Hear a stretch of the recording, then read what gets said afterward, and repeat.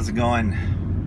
A little bit about me. I'm making a video, making several videos. I thought I'd make several for my kids, actually. I got the feeling old lately, and I decided I should probably leave a little bit of a legacy for them, you know, so they can look back on and go, hey, there's the cool dad. That's the one that was awesome, not the old feeble one that I'm probably going to grow up to be, because I'm only 40 now and I still got a good, 40 years, I hope.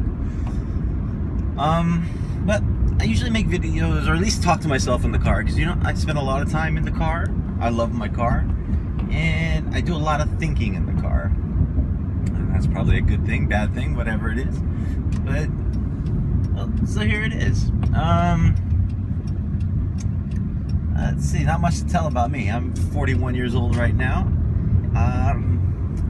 I'm in the office, as you can probably see, still driving, doing it, and loving it. I don't know. This was probably better thought out in my head than it is in actuality at the moment. But, let's see. Now, I thought about doing words of advice for the kids. Both of my girls are older now, 15 and 20. And hopefully I can leave them some different cool words of advice, like, first of all, what kind of car to drive? Well, let's start with that. I love cars. Let's do that. If it's just you, I know my youngest loves the Mini, so Minis are cool. I like Minis. I can get with those.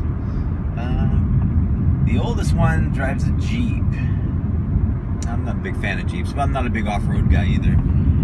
So, but drive what makes you happy.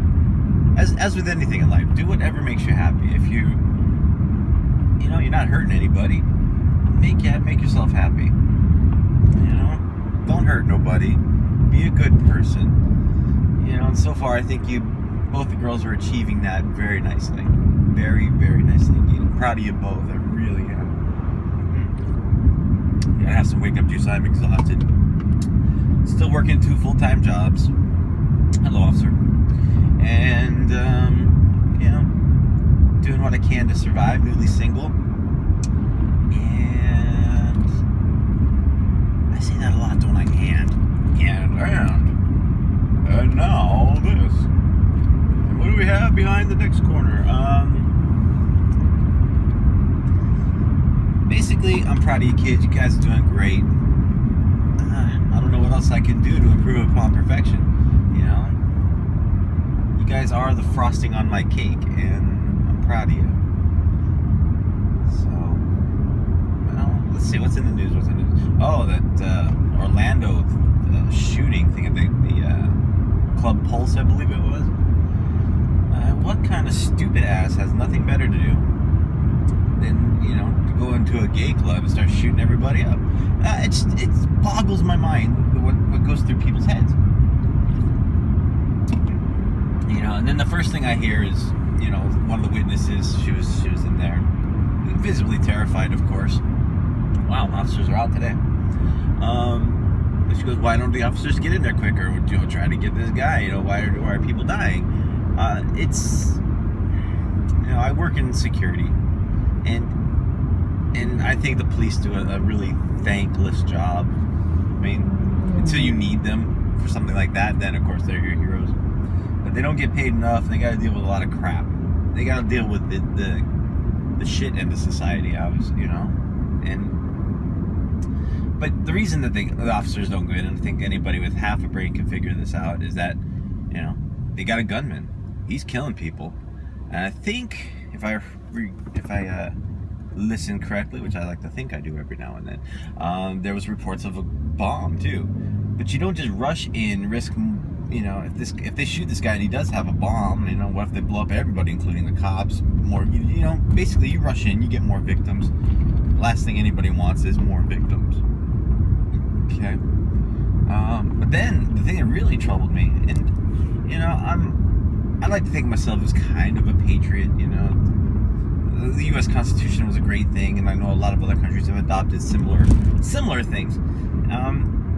But President Obama goes, it's time to review our gun laws and things.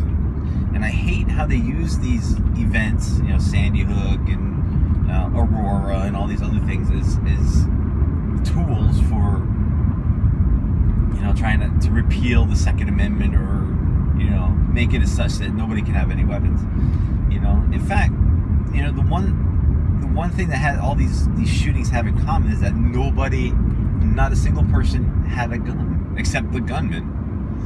Now, the only way to stop gun crime is to stop guns. That's plain and simple. If guns aren't manufactured, nobody's gonna have a gun. The only thing you do with these regulations is you stop the legitimate people from having guns, people who could actually do something in a situation like that. I don't know. There's probably no clear-cut answer, but, you know, it's tragic how these things happen, and it shouldn't happen. I mean, if you really wanted to break down, maybe, you know, try the mental health of some people.